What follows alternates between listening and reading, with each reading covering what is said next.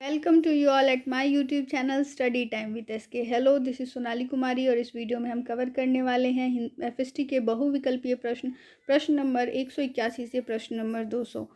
आज का पहला प्रश्न है, ग्रह जो हरे चक्र जैसा दिखाई देता है, आपको उस ग्रह का नाम बताना है। आपकी स्क्रीन पर ऑप्शंस दिखाई दे रहे हैं और जो सही विकल्प है वो हो जाएगा विकल्प ख, अरुण। आगे बढ़ेंगे अगले प्रश्न की तरफ। वरुण की खोज किसने की? वरुण ग्रह, उसकी खोज किसने की है आपको बताना है। आपके पास यहाँ पर विकल्प है क योहान गॉटफ्रिड गल, ख कार्ल जेंस्की, ग जेसीपी पियाजी और घ है विलियम हॉस्ले। और इसके लिए जो सही विकल्प होगा वो विकल्प क हो जाएगा योहान गॉटफ्रिड गल। योहान गॉटफ्रिड गल ने 1846 में वरुण ग्रह की खोज की थी। आगे प्रश्नों की तरफ बढ़ते हैं। अगला प्रश्न, हेली का पुच्छल तारा कितने वर्षों में एक बार दिखाई देता है? हेली कॉमेट जिसे अंग्रेजी में कहा जाता है, वो कितने वर्षों में एक बार वापस आता है या दिखाई देता है, ये प्रश्न है। आपके पास यहाँ पर विकल्प हैं और ये कुछ वर्षों के अंतराल में दिखाई देता है। तो इसके लिए जो सही विकल्प होगा वो हो जाएगा विकल्प ग। 74 से 79 ईयर्स के बीच में जो हेली कॉमेट है, हेली का पुच्छल तारा है, वो दिखाई देता है। अगला प्रश्न है, पहली बार हेली का पुच्छल तारा कब देखा गया? पिछली बार हेली का जो पुच्छल तारा आया था वो कब आया था, ये आपको बताना है। आपके पास यहाँ पर विकल्प है क 1884, ख 2006, ग 1986 और घ है 2019। और इसके लिए जो सही विकल्प होगा वो विकल्प ग हो जाएगा। 1986 में पिछली बार हेली का पुच्छल तारा देखा गया था और उम्मीद की जा रही है कि आने वाले साल 2061 में दोबारा से पुच्छल तारा देखा जा सकता है। अगला प्रश्न है, यम की कक्षा किस ग्रह की कक्षा को काटती है? आपको पता है कि यम की कक्षा जो है वो हमारे सोलर जो सिस्टम है उसके फ्लोर से 17 डिग्री की एनक्लाइन पे है। किस तरीके से, वो मैं एक बार और आपको यहाँ पर ड्रॉ करके बता दे रही हूँ। देखिए, ये मान लीजिए कि ये हमारे बाकी ग्रहों की कक्षाएं हैं और ये है आपके यम की कक्षा, जो धरातल से जो जो सौरमंडल है, बाकी सभी ग्रह एक ही प्लेन पर हैं चूंकि, और ये जो है हमारा यम जो ग्रह है वो 17 डिग्री के इंक्लाइन पर है। आपको अब आप जिस तरीके से इस फिगर को देख पा रहे हो, इससे ये साफ पता लगता है कि ये जो कक्षा है यम की, वो किसी ना किसी ग्रह की कक्षा को जरूर काटती होगी या वहाँ पर कुछ डिस्टर्बेंस करती होगी। आपके पास इसी चीज़ से संबंधित प्रश्न है कि किस ग्रह की कक्षा को यम की कक्षा काटती है। आपके पास विकल्प है क अरुण, ख वरुण, ग हेली और घ है बृहस्पति। और इसके लिए जो सही उत्तर होगा वो हो जाएगा विकल्प ख वरुण। आगे बढ़ेंगे अगले प्रश्न की तरफ। ये है, पुच्छल तारे मुख्यतः बने होते हैं।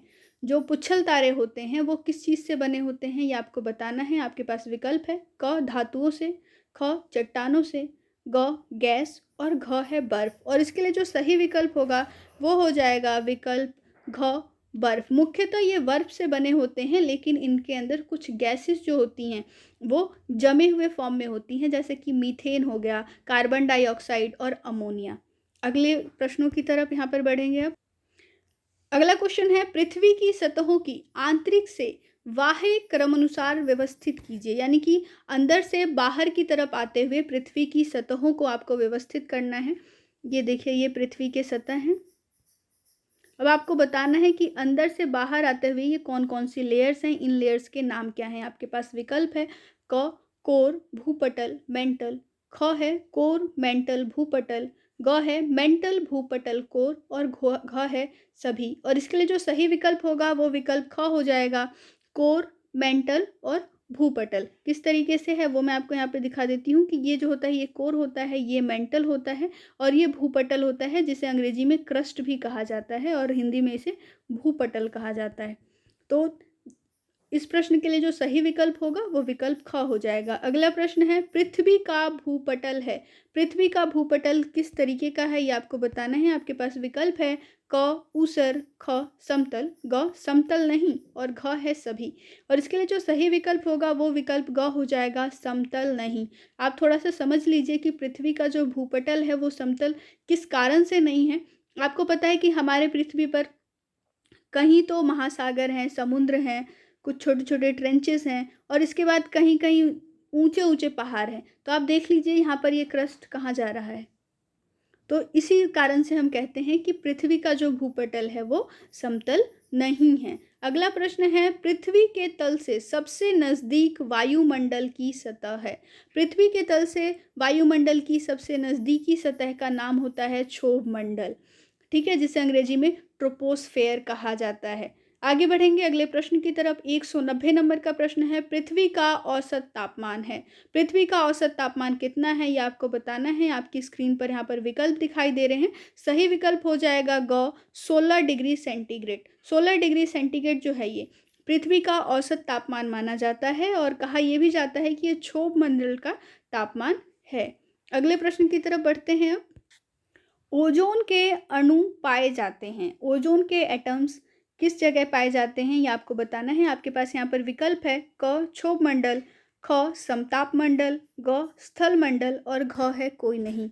और इसके लिए जो सही विकल्प होगा वो हो जाएगा विकल्प ख समताप मंडल। ओजोन की जो अणु है, ओजोन की जो लेयर है वो पूरी की पूरी समताप मंडल में पाई जाती है, जिसे इंग्लिश में स्ट्रेटोस्फेयर कहते हैं।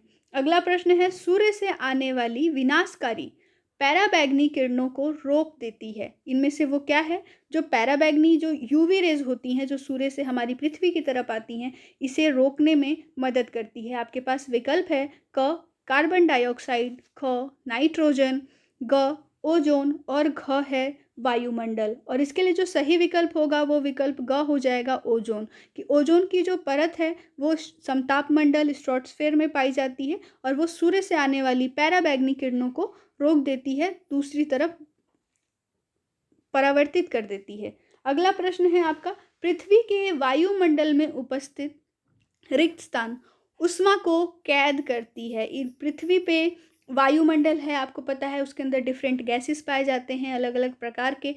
अब इनमें से वो कौन सा गैस है जो पृथ्वी का जो वायुमंडल है उसके अंदर मौजूद है और ऊष्मा को, गर्मी को पृथ्वी में ही रोक लेती है। अगर ये गैस नहीं होती तो हमारी पृथ्वी जो है वो दिन में जितनी बहुत ज़्यादा गर्म होती और रात को बहुत ही ज़्यादा ठंडी हो जाती।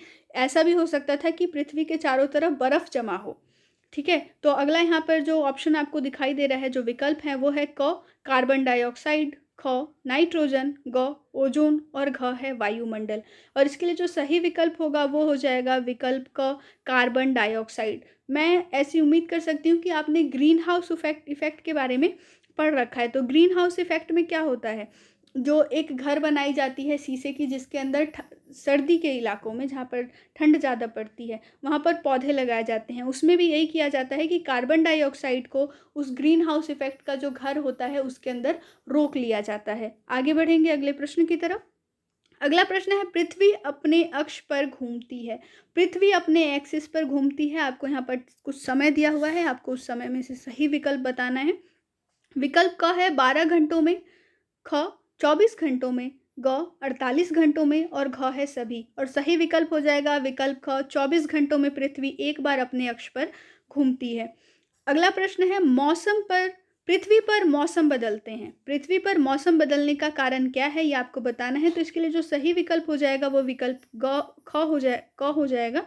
पृथ्वी का अक्ष लंब से कोण बनाता है। आपको पता है कि पृथ्वी का अक्ष जो है वो लंब से कितना कोण बनाता है, वो 23.5 डिग्री का कोण बनाता है, जिसके कारण हमारी पृथ्वी पर मौसम बदलते हैं।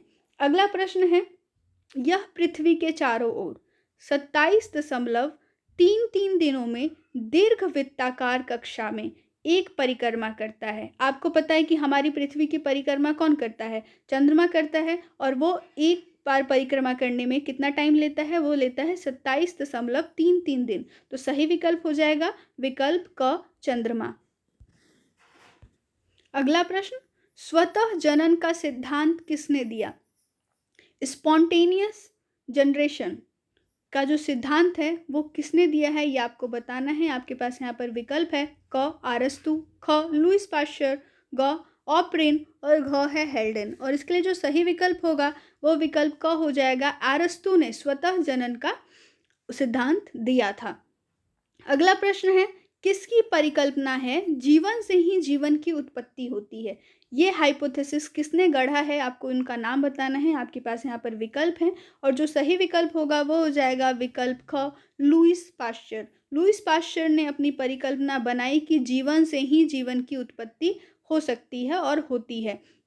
अगला प्रश्न है 199 नंबर का, स्वतः जनन यानी स्पॉन्टेनियस जनरेशन का सिद्धांत किसने गलत साबित किया? आपको उनका नाम बताना है। आपके पास यहाँ पर विकल्प है क अरस्तु, ख लुई पाश्चर, ग ऑप्रिन और घ है हेल्डन। और इसके लिए जो सही विकल्प होगा वो हो जाएगा विकल्प ख लुईस पाश्चर। आज के वीडियो का आखिरी प्रश्न है यहाँ पर प्रश्न नंबर 200। अगर आपको वीडियो अच्छा लगा हो तो वीडियो को लाइक करें, अपने फ्रेंड्स के साथ शेयर करें, और अगर आप हमारे चैनल पर अभी तक नए हैं तो चैनल को सब्सक्राइब कर लीजिए, साथ ही साथ हिट कीजिए बेल का आइकन ताकि आपको हमारे वीडियोस के रिगार्डिंग सारे नोटिफिकेशंस ऑन टाइम मिलते रहें। अगला प्रश्न है, जीवन जड़ पदार्थों के कार्बोनिक अणुओं से उपजा है, किस सिद्धांत ने व्याख्या की है? इस चीज़ को किसने व्याख्या किया है? किस सिद्धांत में इस बात को कहा गया है कि जो जीवन है वो जड़ पदार्थों के कार्बोनिक अणुओं से उपजा है? तो इसके लिए जो सही विकल्प होगा वो हो जाएगा रासायनिक विकास। रासायनिक विकास में ये कहा जाता है कि जितनी भी धरती पर जीवन से जुड़ी हुई संबंधित चीज़ें हैं वो सभी कार्बोनिक अणुओं से ही बनी हुई हैं। तो ये तो था आज का वीडियो, मिलेंगे नेक्स्ट वीडियो में, तब तक के लिए स्टे ट्यून्ड। जय हिंद, जय भारत।